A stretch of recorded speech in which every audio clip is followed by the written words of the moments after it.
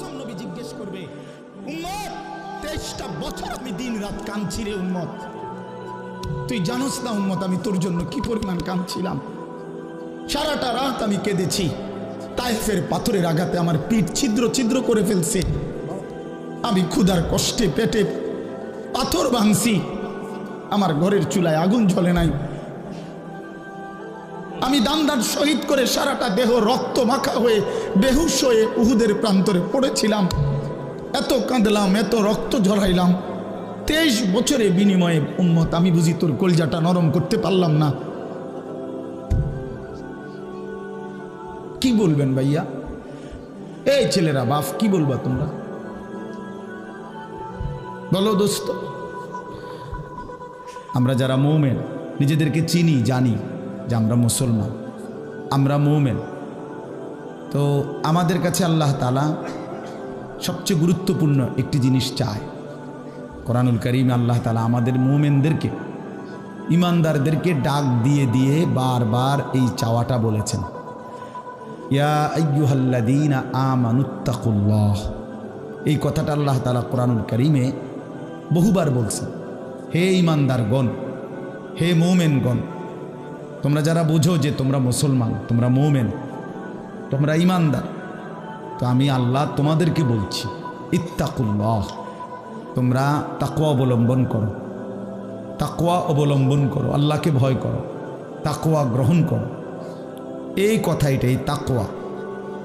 প্রত্যেকটা ইমানদার, প্রত্যেকটা মুসলমান, ছোট বড় জওয়ান বুড়ো, আমাদের সমস্ত ব্যক্তিকে আল্লাহ তাআলা বলেছেন বারবার ইত্তাকুল্লাহ,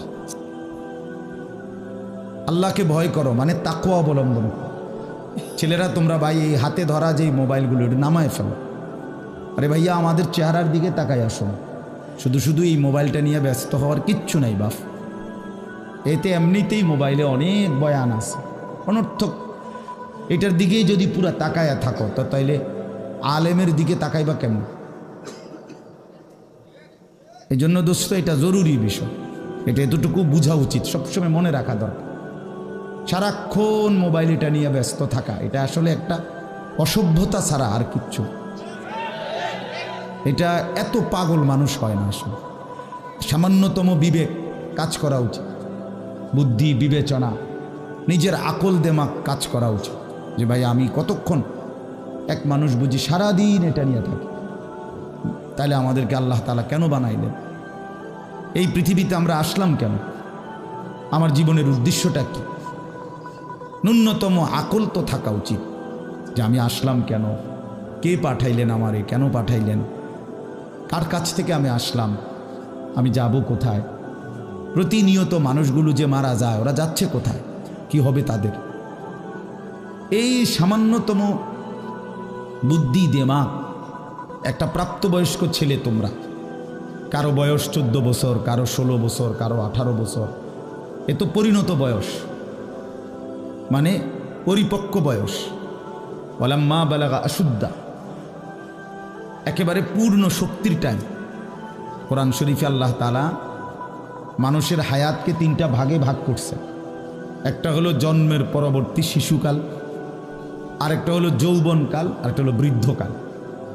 এই 3টার মধ্যে আল্লাহ তাআলা নিজেই বলছেন শিশুকাল এবং বৃদ্ধকাল দুইটাই দুর্বল, দফ, এই শব্দের অর্থ দুর্বলতার সময়। আর শুধু কেবল আল্লাহ তাআলা যৌবনকালকেই বলছেন কুওয়াতান, শক্তির সময়। শক্তি, সামর্থ্য, শৌর্য, বীর্য, এই সবটাই যৌবনকাল। এই জন্য শক্তির সময়, সামর্থ্যের সময় মেহনত করতে হয়। যৌবনকালটাই জিন্দেগির প্রধানতম সময়। ভালো কিছু করলেও এই টাইমে, নিজেরে নষ্ট করে দিলেও এই টাইম, গড়লেও এই হায়াত, এইটাই সুযোগ, বরবাদ করে দিলেও এটা সুযোগ। বুড়া মানুষ, বয়স্ক লোক ইচ্ছা করলেও অনেক নেক কাজ করতে পারেন, ইচ্ছা করলেও অনেক গুনার কাজও করতে পারেন। বয়স হয়ে গেছে 60 বছর, 70 বছর, এখন চাইলেই সারা রাত তাহাজ্জুদ পড়তে পারবে না, চাইলেই সারা রাত নাচের আড্ডায়ও থাকতে পারবে না, শরীরে কুলাবে না, ইচ্ছা থাকলেও পারবে না। ইচ্ছা করলেই আল্লাহর জন্য